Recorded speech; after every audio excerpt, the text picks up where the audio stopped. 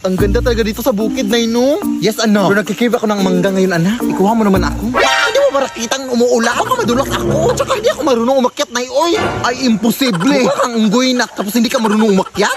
Ay, shit. Baka nakakalimutan mong magkakamukha lang tayo dito, Nay. Ah, ganun ba? Eh, hindi naman ganoon kataas yung aakyatin mo, anak. Sige na nga. Pag ako nahulog dito, ha?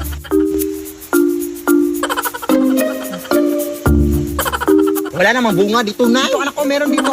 Ha? Kapan? Ito, dito. Nay, o ano? Sino yung nasa likod mo? Ha? Wala naman, anak. Oh, hindi mo ba yan nakikita, Nay? Ayan naman yung mga nakikita-kita mo, oh. Bumaba ka na nga lang dito. Hoy, umakit na siya, Nay. Hindi mo ko ito nakikita. Ha? Wala naman, na. Yung singit mo lang yung nakikita ko. Medyo sumilip dito, oh. Tulong! Maawa ka, te. Inutusan lang ako ng nanay dito na manguha ng mangga. Ayaw mutahin mo. Lo.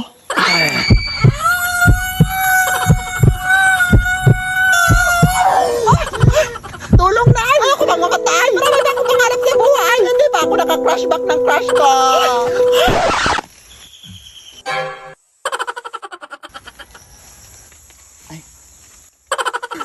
Umalis na tayo dito, Nay. Parang binabantayan tong puno, eh. Iwan ko sa'yo, eh. Tara na nga. Mag-order na ako ng mango float.